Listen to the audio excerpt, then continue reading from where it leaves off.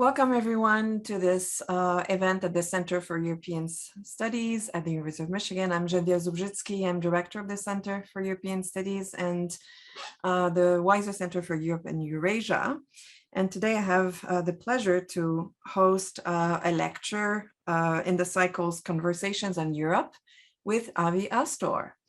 Avi Astor is associate professor in the Department of Sociology at the Autonomous University of Barcelona. And he's a member of the Research Center for the Sociology of Religion. He obtained his PhD here at the University of Michigan in sociology. He was actually one of my students, so it's especially, it's special to have him back with us today, although unfortunately, due to the pandemic, it's on Zoom, so we can't catch up in person. He's the author of Rebuilding Islam in Contemporary Spain, which was published by Sussex in 2017. And his work has broadly been so far related to religion, culture, and identity. And he's published several articles on the topic besides his book in prominent journals, including Theory and Society, JSSR, the Journal for the Scientific Study of Religion, Qualitative Sociology, the International Migration Review, the Journal of Ethnic and Migration Studies, and the International Journal for Urban and Regional Research. Today, he's presenting new research on the place of religion and religious symbols in the public sphere in Spain. And before we start, I want to just repeat, in case you missed the opening slide, people are able to ask questions in the Q&A using the Q&A button. So at any time during the talk or after, you can type your question, and then I will pose the questions after Avi is done with the formal part of the event after his lecture. What else? I ask that you ask shorter questions or briefer comments so that we have time for all of them. And now I'm very pleased to welcome Professor Astor to the event. Avi, welcome. Thank you, Geneviève. So it's really an honor to be here. I'll go ahead and share my screen, my presentation. And I will stop my video.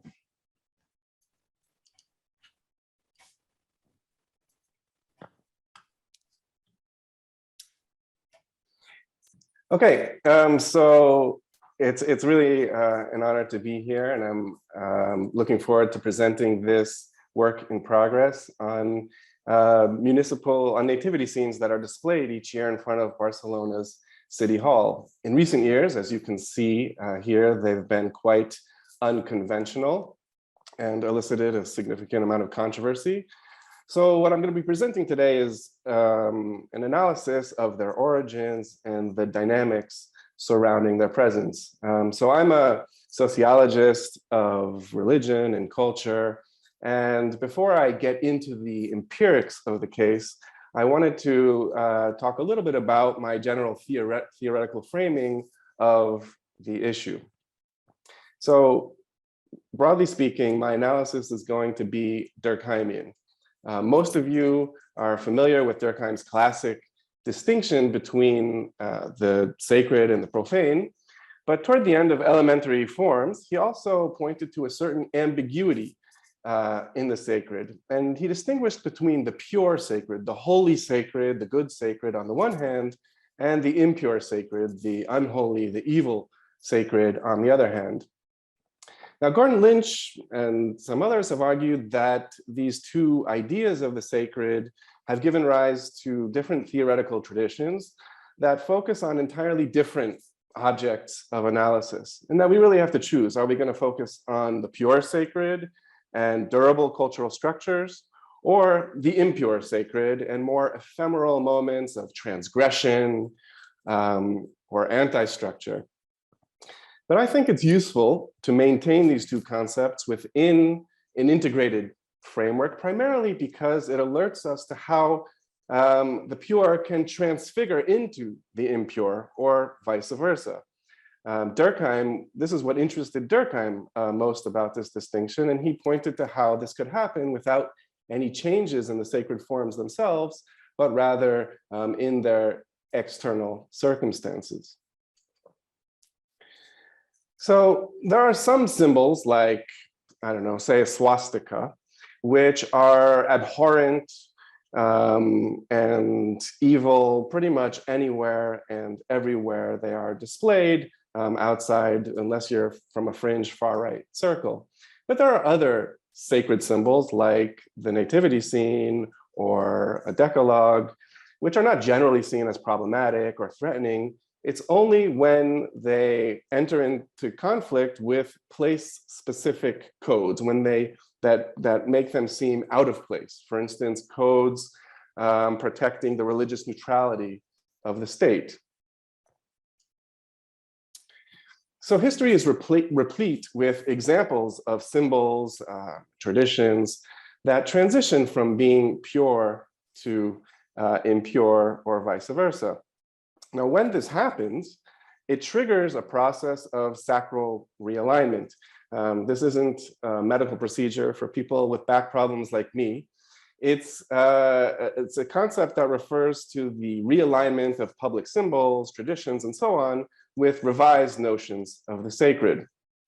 Now, this process is never fluid or seamless. It's often contested, uneven. It happens in some places first and other places later, and it's not necessarily linear. So there's often struggles over whether a form is a pure form of the sacred or impure, and the outcome of the struggles over this often depend on who controls the means of symbolic production. So there are different modes of sacral realignment. The most straightforward and typical mode is elimination. If you have a statue to a dictator, for instance, and a country transitions to democracy, just get rid of that statue and the threat posed by the now impure sacred symbol. But there are other modes too. Relocation, for instance. This is something that came up in the discussions of the municipal nativity scene in Barcelona. People said, why not move it from City Hall, where it clashes with principles of religious neutrality of the city, to a plaza in front of the cathedral, where it is more in place, where it's not so out of place. Another mode of sacral realignment is neutralization. Sometimes you can neutralize the impurity of a symbol by putting another symbol beside it, another sacred symbol. So maybe if you put a Hanukkah menorah, for instance, a Jewish symbol next to a nativity scene or a Christmas tree, well, this could ensure that the state still seems neutral and plural and so on. And the mode of sacral realignment that I'm going to focus on today is resignification. You can change the meaning of the potentially problematic symbol in question. Now, this can happen purely discursively. You can say, okay, this is not so much a religious symbol as a symbol of our cultural heritage and identity. And this is, in fact, a legal strategy that has been quite successful in the US and France. But while it's effective in legal contexts, it might not be so persuasive to ordinary people who might still have concerns about the symbol and its place in the public sphere. So another form of resignification happens through material or aesthetic modification. You can change the actual materiality and aesthetic appearance structure of this form. And that's what I'm going to be focusing on today. So different modes of sacral realignment are appropriate to different kinds of sacred forms. The nativity scene is a cyclical, temporary display during the Christmas season. And most, not all, but many nativity scenes are recreated or modified from year to year. In this sense, the nativity scene is a tradition that is not so much replicated as continuously created. So innovation is part and parcel of this tradition. Of course, this also opens the door to possibilities for transgression, for transgressive designs or modifications. But the line, how do we determine what is acceptable innovation or what is problematic transgression, is never so straightforward. It's often contested, and debates over the essence of the creche often become a pretext for larger debates over the identity and sacred values of the polity. So the nativity scene is a sacred form that fuses both religious and popular notions of the sacred. This is often reflected in the aesthetic design of the creche. It includes both biblical figures, the Holy Family, and so on, but also more folk figures or popular figures. In Catalonia, these typically include a fisherman, a woman washing, a bunch of other ones, and of course the famous caganer, which is a pooping peasant or shepherd who fertilizes the earth of the nativity scene and symbolizes being one with nature. And typically these popular figures like the pooping peasant or the woman washing are background. They're kind of there in the background, and they're all situated around the center of the display, which is of course the nativity scene itself. So fusion, symbolic fusion, implies a certain possibility for diffusion. So if you change this aesthetic balance, say you take these popular figures and you foreground them and you place the religious figures more in the periphery, in the background, this generates a kind of ritual breach.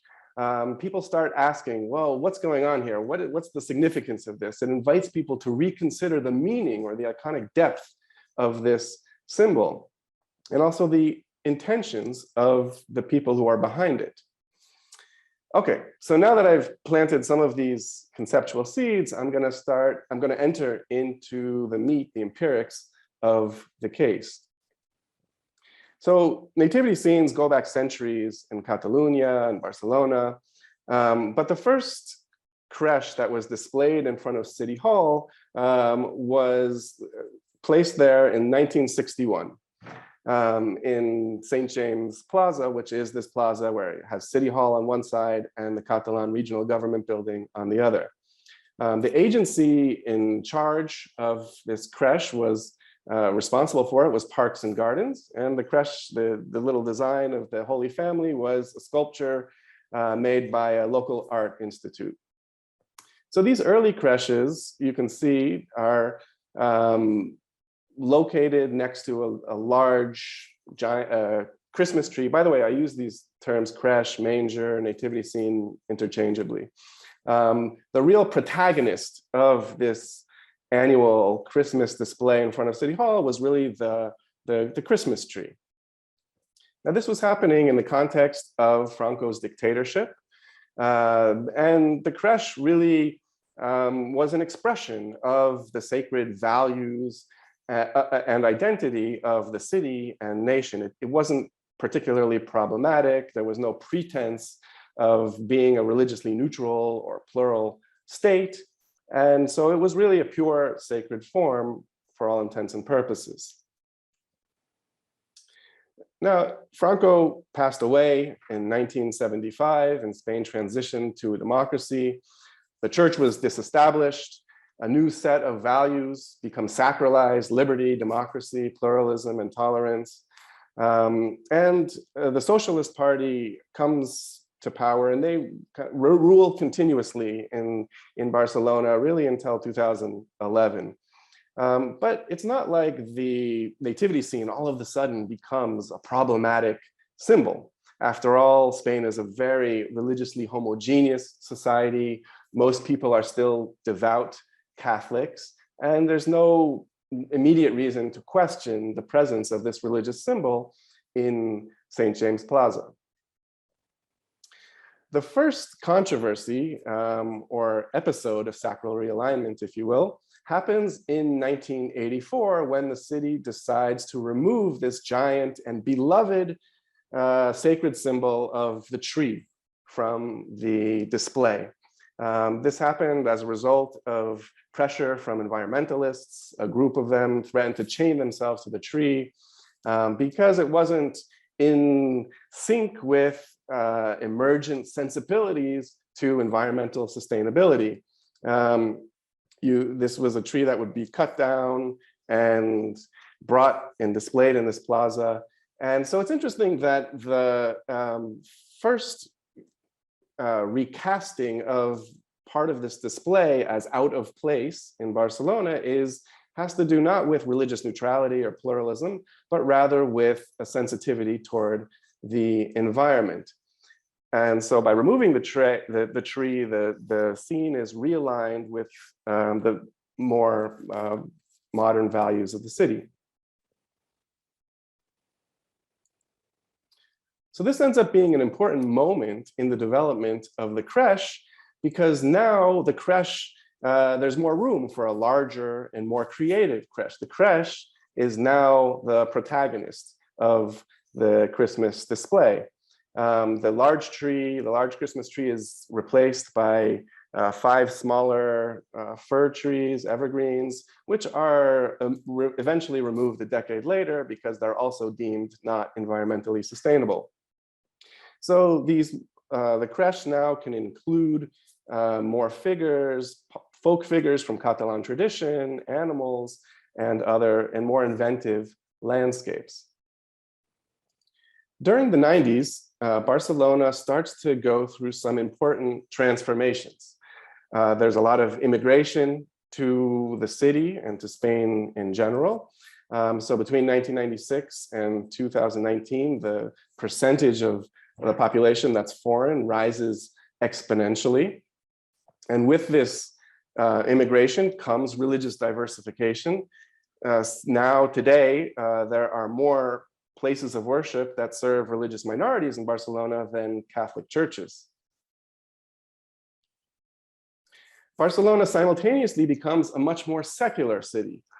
This is part of a general trend that's happening in Spain, but it's most pronounced in Catalonia and especially in the city of Barcelona, which is one of the most secular cities in the country. Only 44% of Barcelona's residents self-identify as Catholic. But more so than these socio-demographic or just numeric changes, Barcelona's brand and image as a city is changing. A lot of people point to the 1992 Olympics as a pivotal moment in this transformation. But in general, Barcelona starts to create plans for promoting interculturality. It starts to celebrate diversity. It starts to have a number of programs aimed at fighting discrimination and xenophobia. And so these changes first find expression in the municipal creche in 1996, when it's designed with a Black Virgin Mary and baby Jesus. This was a display that was situated within a larger nativity scene that included landscapes from 5 different continents. Again, a way of sort of celebrating diversity. But during the 50 or so years, when Parks and Gardens was in charge of this display, almost all of the innovations have to do with the landscapes. It's all about including different landscapes, and some of them are Mediterranean, most of them are different Mediterranean landscapes, but some of them are more biblical landscapes, or here you have a sort of mixing of different landscapes. But Parks and Gardens, that's their specialty. They do landscapes. There was one, I guess, really notable exception, and that was in 2004, when Parks and Gardens decides to collaborate again with the Massana School, this local art institute that designed all of these nativity scenes during the dictatorship. But the school, this art institute, is very different now. The professors are much more oriented towards contemporary art. And the 2 professors who were in charge of this project had a view of the nativity scene that really foregrounded the popular, the folk elements, much more so than the religious elements. And so the creche here is supposed to be a modern interpretation of 18th century Neapolitan creches, which included all sorts of different local townspeople and workers. So you can see there are cardboard cutouts of street cleaners, of delivery people. This person here in the orange is somebody who delivers gas canisters to people's homes. Now there is a Holy Family tucked away here in the corner, which is a cardboard cutout of, or a blow up of figures from the Ethnological Museum, again emphasizing the popular element here. But it's much more peripheral, and this sparks tremendous outrage. For the first time, all of a sudden, the nativity scene, letters are flooding into local dailies, talking about how this is an affront against the tradition of the city, against Catholicism, against Christianity.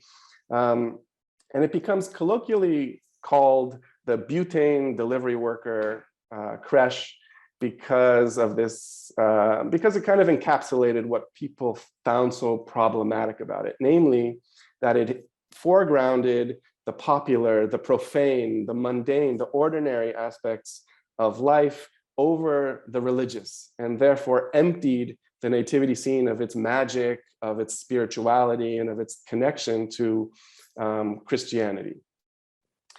So this, I think, caught the mayor by surprise, also Parks and Gardens, and they said, you know what, we've got elections coming up in 2006, and in 2005, I think we should go back to a much more traditional creche, which they do. They go back to a very traditional creche in 2006, but they don't manage to avoid controversy. And specifically, people say, well, there's all this religious stuff, but what about the popular stuff? What about the caganer, especially? What about this pooping peasant? There's no pooping peasant in the scene. And so it's interesting because there never really was a pooping peasant prior to this. But all of a sudden, after the 2004 display, people care a lot about these popular dimensions including some sort of popular dimension. Here you can see a headline from La Vanguardia, the most widely read daily in Catalonia. This is not a manger. St. James Nativity pleases conservatives, but displeases many. It is just a birth.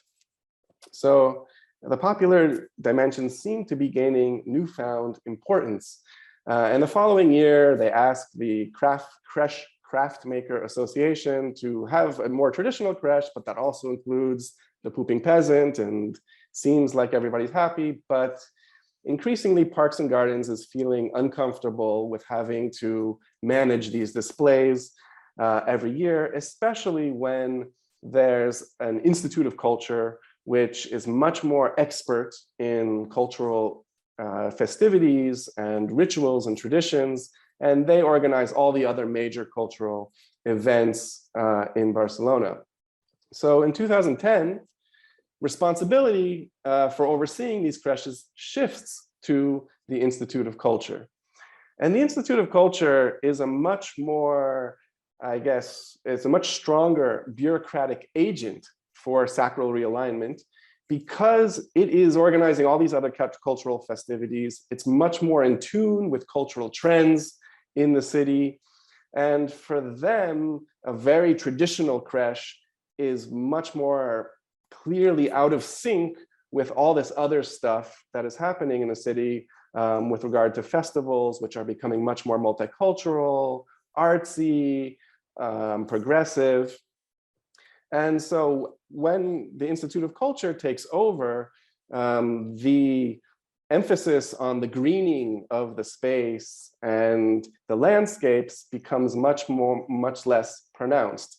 The nativity scenes start to become more artistic. This is one that pays some sort of, or commemorates, or it's designed in the style of Catalonia's Romantic art tradition. This is one that pays homage to its tradition. Within Barcelona, there's a certain school of creche crafting which is called the Diorama School. It's based on the use of plaster, and this is sort of pays homage to this local culture of creche making. And this is one that in 2013 that is supposed to represent or it's modeled after the typical rooftops of Barcelona neighborhoods. And so you have different scenes with ordinary townspeople. But all of these include a rather traditional nativity scene that's recognizable and that is somewhat foregrounded. Now, part of the reason is that during these years, you have a conservative administration in power for the first time, actually, since Spain transitioned to democracy. And so the Institute of Culture kind of knew that presenting or a creche that had no recognizable nativity scene or where it's totally peripheral would not necessarily be desirable for this administration. But even, despite that, it is interesting that during this conservative period in Barcelona's leadership, the creches do still, despite that, become much more artistic in a way. During the mid-2000s, there's some major changes in Spain's political landscape. One of those changes is that you have new parties emerging on both the left and the right, but in the two major metropolises, Barcelona and Madrid, the parties that come to power in 2015 and 2015 are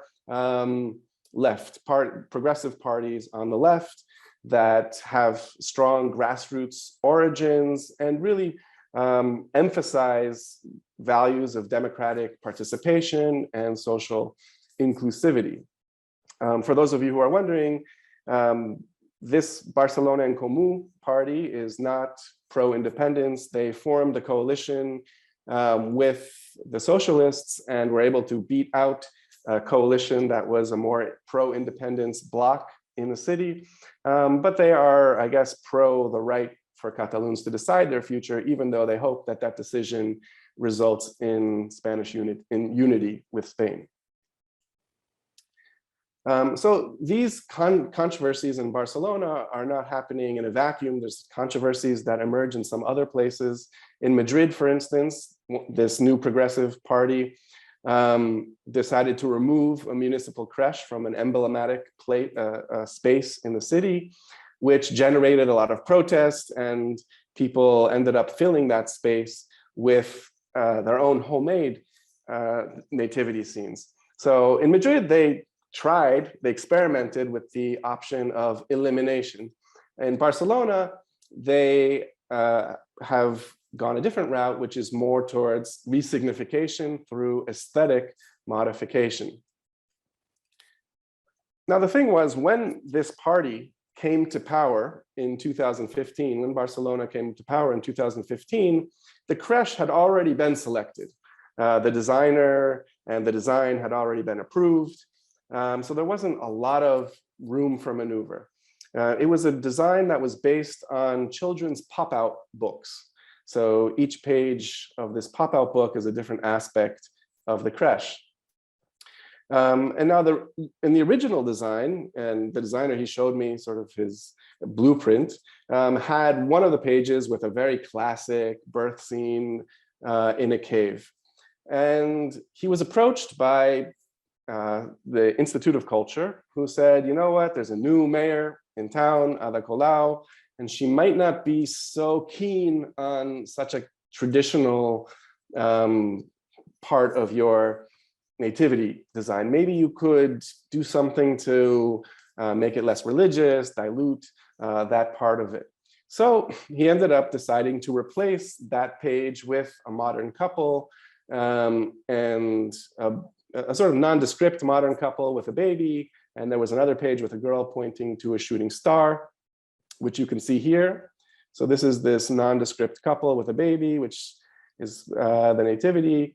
And you have a girl pointing to a star. So there are religious elements, but they're a little bit more abstract. They're not so in your face. Immediately, there's criticism. She's accused of inventing, the mayor's accused of inventing a secular creche, even though she really didn't have anything to do with this process. It becomes a kind of weapon to use against her and her administration.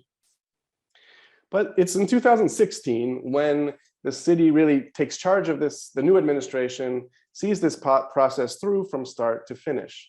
And the creche ends up being a bunch of glass spheres, which are supposed to represent different poems by a famous Catalan poet named Foix, who had passed away 30 or 40 years prior. And so there are, Christian or Christmassy elements within these different spheres. And there is even a nativity scene of sorts in one of them, but it's not the centerpiece of this exhibit. The main signification is this poetry and trying to recreate a certain aesthetic of Barcelona during the 50s and 60s. This is how the city describes the project. The project chosen is an assembly that combines Domene, he's one of the designers, dreamy visions and his tendency toward rationalized and intellectual absurdity with an affinity for the clowning world and a humorous absurdity most typical of Toronnet, the other designer. Both have combined this fondness for the world of the absurd with the equally surreal and absurd elements present in Foix's work. So it's kind of an interesting way, if you think about it, of transforming this very classic Catholic display that potentially threatens values of neutrality and principles of neutrality and pluralism into a more artistic installation that aligns with Barcelona's image as an innovative and experimental city. So in the subsequent years, despite criticisms, the city continues with this theme of more abstract, contemporary artistic designs. And again, the elements, the religious elements are here, they're present. It's just that they're not necessarily the centerpiece and they're more abstract. In 2018, there's a design that is supposed to evoke the importance of coming together as a family, having a family meal. A lot of the materials, moss, twine, or straw are used in popular homemade creches. There's different chairs that symbolize the different figures who are part of these creches. But again, it's very abstract. Immediately, there are little acts of protest. The silverware is stolen from the table.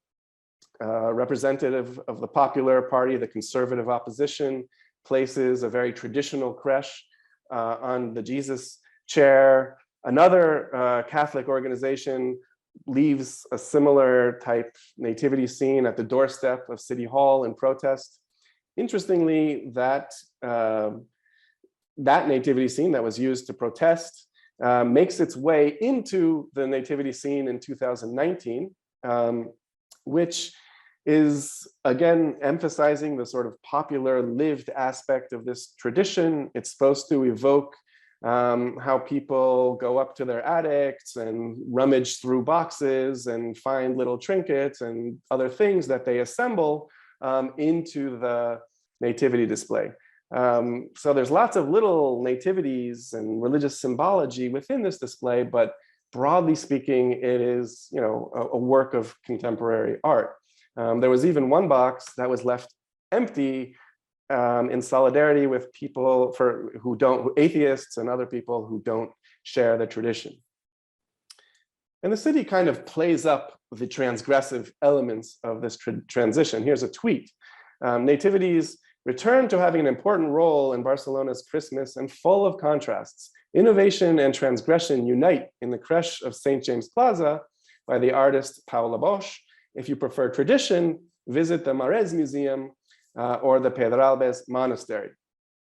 So what she's talking about here, or what they're talking about here with this reference to the Marez Museum is something that happened in 2017, which is in light of all the criticisms from the previous year, the city said, well, you know what, if you want a traditional creche, fine, we'll give the Creche Crafters Association, one of our biggest critics, some money, and they can build a more traditional creche and put it in this museum that's very close to City Hall, and people can go there for free and check out the classic nativity scene.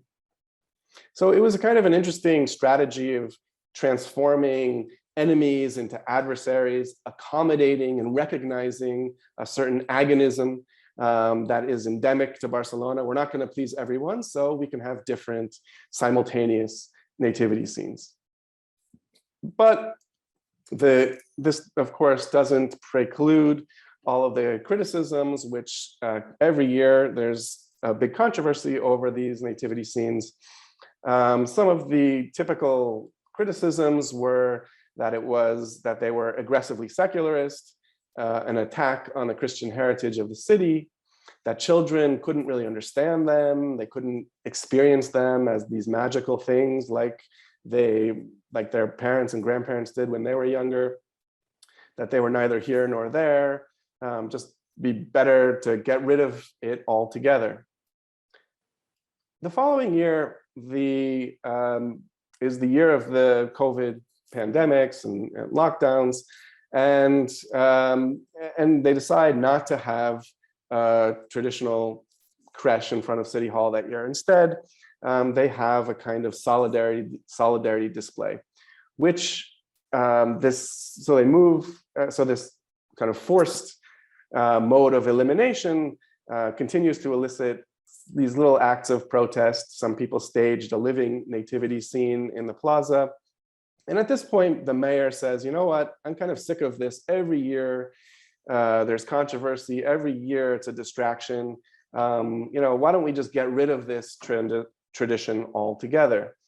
So she kind of moved from resignification to elimination because of the interactive context and all of these criticisms. And it wasn't a tradition that was so important to her to begin with.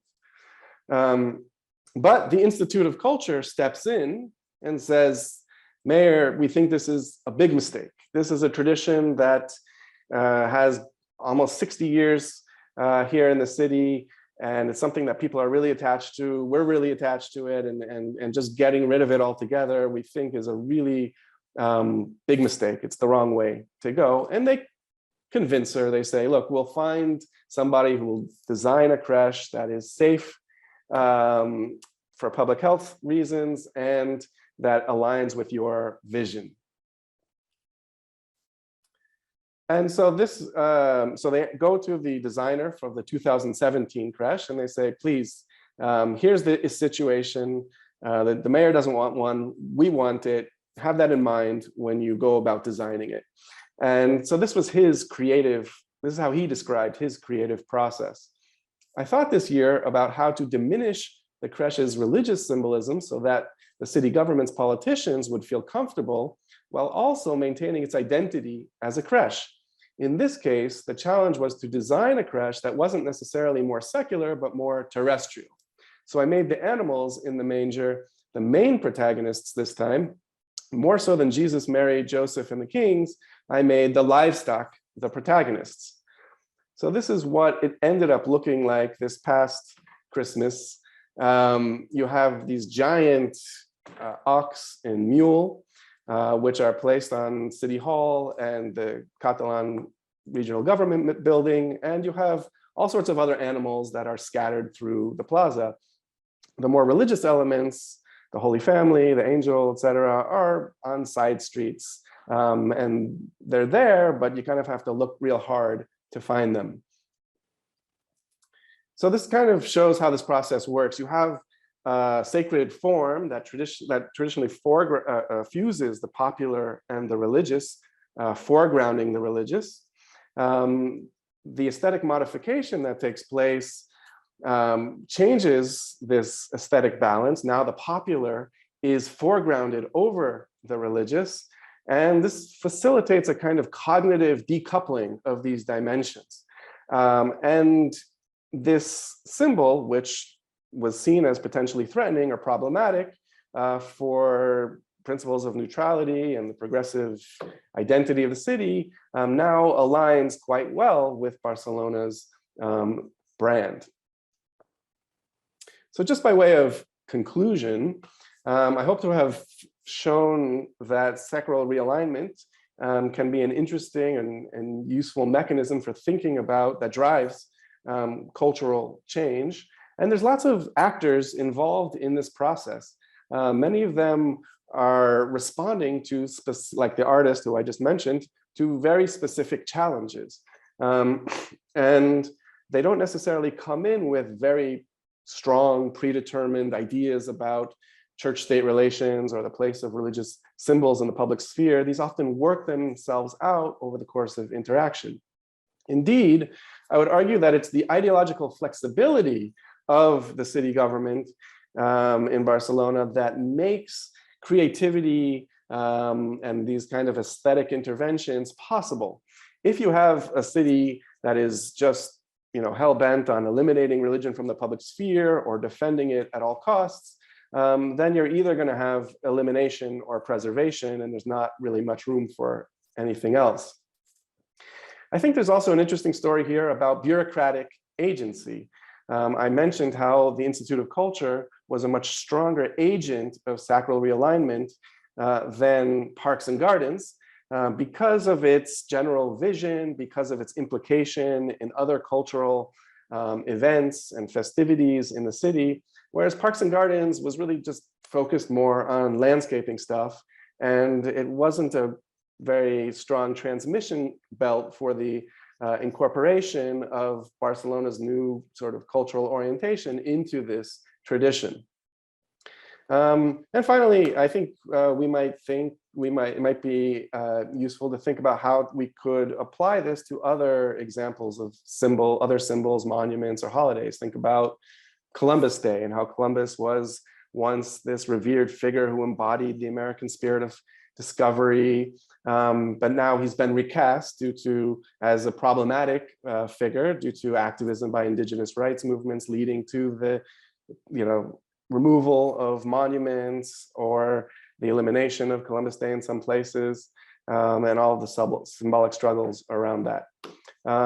So with that, I will conclude and open up for questions. That's great, Avi. Wow, this is very rich. I have a lot of questions, but I want to invite people to use the Q&A button to pose questions to Avi, or make comments or suggestions. So, but before they do so, I have several questions, and I'm thinking, of course, of the cases I know best, which are also Catholic societies, Quebec and Poland. And so maybe I'll ask you a first one, and it's about, you start with an interesting observation that this whole set of transformation starts with the removal, not of the creche, but of the Christmas tree. Not in terms of opposition, it's not secular opposition to a religious display in the public sphere, but environmentalists basically not wanting to kill the huge trees for decorative purposes.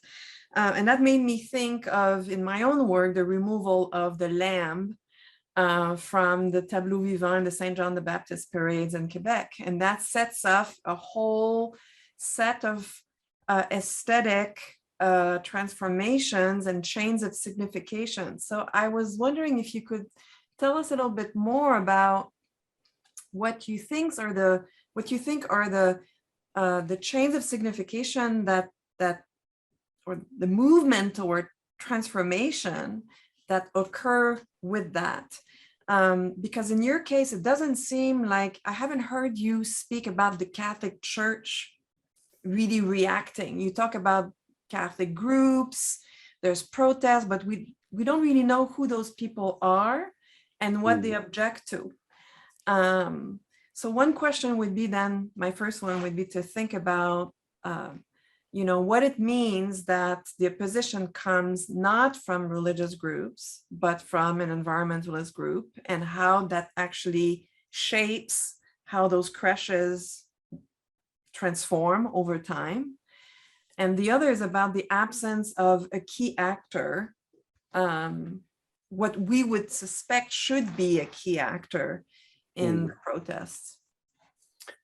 Yeah, thanks for these great questions, and for sort of highlighting this parallel with your work, because yeah, sometimes an aesthetic change sets a sort of in motion a chain of symbolic sequence that it wasn't intended, or in this case, I think the key thing that happens is that now that the creche can be larger and more creative, you start having all these popular elements incorporated into it. It kind of gets into people's mind that the popular dimensions of this creche are also important. It's not just a religious symbol. It also, is a popular symbol that should, in some way, reflect the local tradition. And later on, when the popular is completely foregrounded in the religion, the religious elements just become background, that wouldn't have been possible if the creche was just always second fiddle to this giant Christmas tree, which is the real protagonist, and which, we could think of possible aesthetic modifications to the tree, but I think it's less obvious what that would look like. Whereas the creche, because it's created anew each year and there's no real rigid formula for how it should be created, there's much more malleability and opportunity for inventive redesigning, which is key to this process of resignification and realignment. And yeah, your point about the Catholic Church, I think one of the differences between like Spain and Poland, say, is that, or especially Barcelona, is that you have a population that is increasingly secular, secularized. That's a very progressive city. And the Catholic Church is aware of that. So if they come out and say, oh, these creches by, Ada Colau's creches are terrible, and they kind of an attack against our heritage and our Catholic values, that just reinforces this image that everybody has of the church as outmoded, rigid, inflexible. The closest they came to a criticism was when the Bishop of Barcelona, the year where they had the kind of table with the chairs, he said, maybe it would be better to do something that kids can understand. Children, they said, children, this is bad for children. Basically, it was kind of a way to criticize, but without maybe seeming too rigid and inflexible. But they've kind of made a strategic decision to keep their mouths closed because of they don't want to be seen that way. Whereas the conservative opposition, like the political opposition, their base is very much, gung-ho, like we need to defend Christian values. And again, this is a particular opposition party that is the Spanish opposition party. So the Catalan conservative opposition, which has actually chances of winning, they're kind of silent. They don't say much. The Spanish one, the sort of anti-Catalan party, the conservatives, will have no real chance of winning anyway. It's kind of a way for them to show the rest of the country, not necessarily people in Barcelona, but the rest of the country, that we are defending Spanish values and we're fighting for our heritage. So that's why we get the protests from them and from other like small Catholic conservative groups that aren't necessarily trying to win over, an electorate, or they're not in charge of the whole Catholic Church. So that's why the protests come mainly from those actors as opposed to the Catholic Church and the more conservative parties that have actually a chance of having electoral success.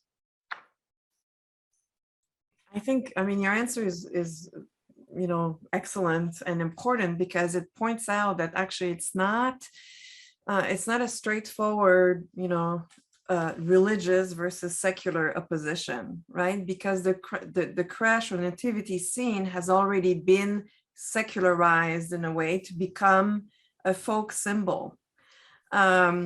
So that's also that ambiguity or that duality between, on the one hand, having religious elements, but also being a secular, albeit sacred in different way, form that makes those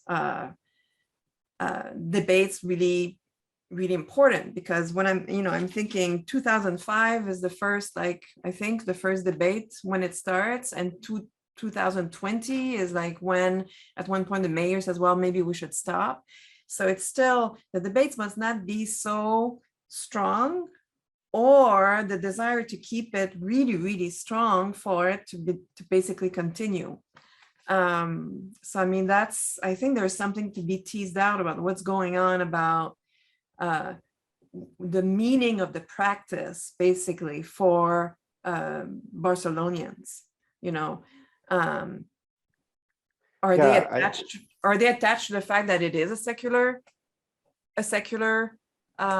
tradition? Is there something that's related also to the opposition to Franco? I don't know. I mean, I wish you would go a little bit deeper as you go in the project to see what's the signification, not of the portrayal or the aesthetic of it, but of the signification of the practice for people and for collective memories of the practice of going to look at the nativity scene. Yeah, I think it's kind of, I mean, one thing that I didn't really have time to go into was the whole history of this tradition in Barcelona, which is one of the longest and most developed nativity scene traditions in all of Spain. It has the oldest creche crafters association. It has its own school of creche making that has been exported internationally. And people are still very attached to this tradition, even though only 44% of residents in the city identify as Catholic. 57% put or do this nativity tradition at home. And it's interesting that the survey agency, the big Spanish sociological survey organization, they included two questions. They said, do you have a nativity scene in your home? Do you put one in your home during Christmas? And then the second question was, do you include a secular nativity scene in your home during Christmas? Like, it's even like this decoupling of the religious and the popular or secular has even made its way into the Spanish statistical survey agencies' questions, and only 10% of them say they have a secular nativity scene. But some of them who have a secular one also say they have a religious one. It's not really clear to them, to me anyway, how to interpret those results, or whether they even know what a secular nativity scene is. But yeah. But I mean, an interesting point also that you made is about, the changing demographics of Spain and of Barcelona. You didn't link that slide to your interpretation of the debates, but could it be a bit like in Quebec, people becoming attached to religio-secular symbols again in order to assert their identity when the proportion of non-Catholics is increasing in their environment, right? So it's not that they're becoming more religious; it's because they want to assert their Spanishness or Catalonianness or Barcelonian identity in opposition, for example, to the growing number of Muslims. Yeah, and it's a really interesting point. I'd say one thing that's different about Barcelona and Quebec in this respect is that in Quebec, of course, there's the difference with the rest of Canada, which is Protestant, and you have Quebec, which is Catholic. And so kind of rallying around Catholic identity accomplishes this dual, end, which is to distinguish yourself from the rest of Canada and also from these foreign others.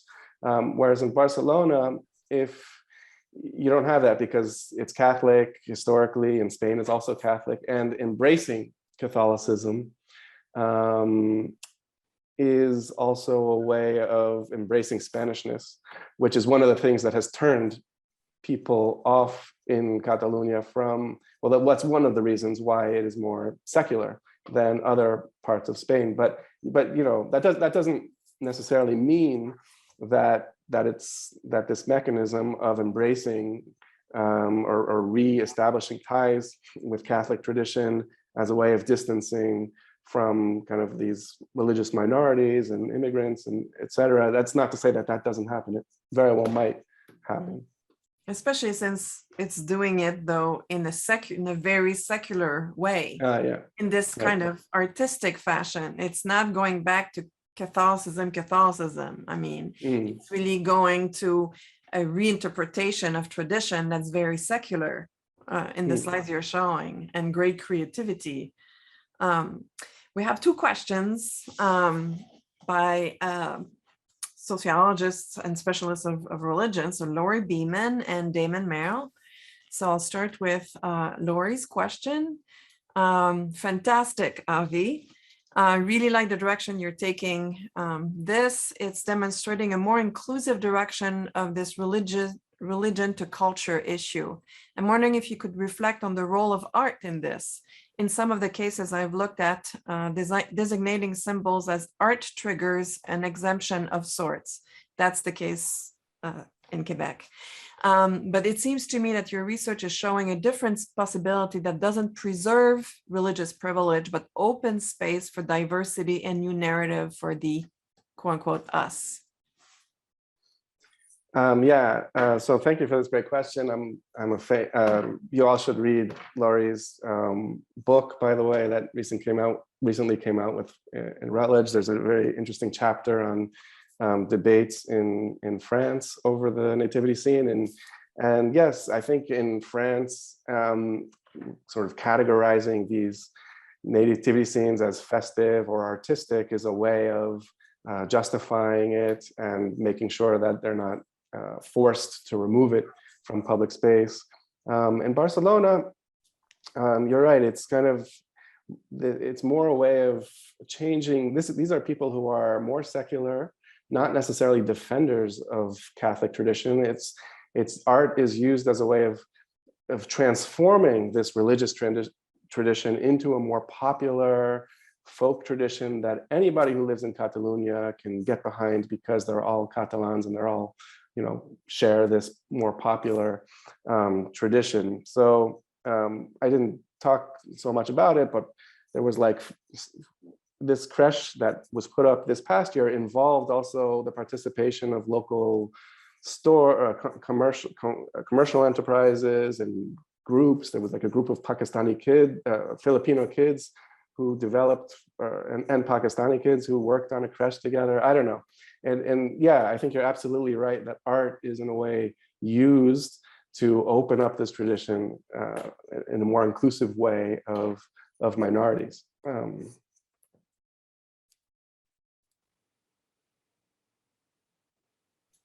Damon is asking, thanks for an amazing presentation. Can you say a bit more about the bureaucratic aspect you discussed at the end? I'm curious about the different status within city government the Institute and the Parks and Gardens departments may have had, either in terms of exposure to political influence, popular legitimacy, public understandings of each agency's role, etc., and how that might have shaped the mode of realignment that we saw. Yeah, thanks, Damon, for this question. And I'm not really sure I, can speak generally to how these agencies are, perceived within government as maybe more important or less important, more susceptible to political influence. I thought what was interesting when I've talked to several people who work for both agencies is that they make clear that it's typically not the elected officials who are sort of directing this process. Once in a while, they step in, like after the controversy over the very sort of risque 2004 design, they'll step in and say, we want something more traditional to avoid all this controversy, figure it out. But most of the time, they are interpreting what they think the administration in power would want, or the mayor in power would want. So when the Conservative Convergence and Union Party is in power, the Institute of Culture says, okay, we need something that has a recognizable nativity scene that doesn't depart too much from what they feel comfortable with. Whereas when Ada Colau comes to power, a much more progressive party, Barcelona en Comú, they interpret, like she didn't say to them, tell this guy to remove this cave and tell him to remove the nativity scene, put in something more, less religious. They interpreted that would be something that she would want. And the way that what they typically do is they invite, like, say, 10 artists to submit proposals. And then they filter those proposals into 3 that they think are good. And they say, okay, the mayor and the deputy mayor, and we can get together and we can all weigh the pros and cons and select one together. But so they do all this filtering. The mayor has input, but they really do a lot of filtering based on their interpretation of the position of the mayor that really influences the ultimate outcome. Thank you. I wanted of course, like the pooper, if you could hear, I'm sure I was not the only one laughing by myself in my office, but can you tell us a bit more about these folk images and how they come to integrate them, or what are the narratives creating around putting them, or is that really an absurd thing what's going on there? Yeah, well, I mean, this is a figure who has a long tradition in Catalan nativity scenes that goes back centuries. It's become how is he brought into the story? If it when does he? I don't know how he originally, like when the first nativity scene that include, like in the 17th century or something, that included the pooping peasant. I don't know where, like how he comes in or what's the. But there's a story around why is he pooping there? Yeah, I mean, the story is that he's fertilizing the earth, and and it sort of symbolizes these values of taking what God gave you and returning it in some way, and the cycle of life, or I don't know, help environment, being one with nature. These are the kinds of symbolisms. It's turned into a huge commercial thing. If you go to the Barcelona Christmas fair, which used to be held in front of City Hall a century ago, they have now pooping presidents and pooping everything. Like it's become like a big thing, buying a Obama who's a caganer, and it's kind of become very commercialized, which is why the Crafter Association doesn't like the tradition. They're like, it used to just be a figure. Now it's like elevated over all these other figures, which used to be just as important as the pooper, but now because of its commercialization, it's become, this symbol of Catalan identity in a way that these other folk figures haven't become a symbol. So the first time actually that I could find the pooper in the nativity scene was not by design. It was a protest, a working class protest, and they took a pooper and they put it in the nativity scene as part of their protest. And the same thing happened in 2006. There's this really graphic description of this group of people who were mobilized outside of this very traditional creche, and they were expressing about how, at least the one last year had creativity, and at least the one last year was artistic. But this one, it's purely religious, and they took a caganer and they put it on top as a way of protest. So it's also become used as a kind of protest figure, or it's, when they're criticizing city policy in editorials or something like this, they'll say, it's like, I don't know, it's a very scatological culture, and they'll make references to shitting or the pooping peasant.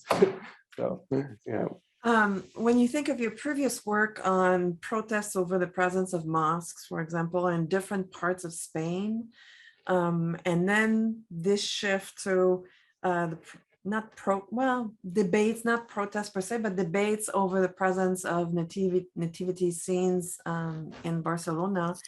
Do you see, I mean, what do you see are the main relationships that you observe, or the difference between protests over the presence of Muslim places of worship and religio-sacred Catholic religio-sacred ones in Barcelona?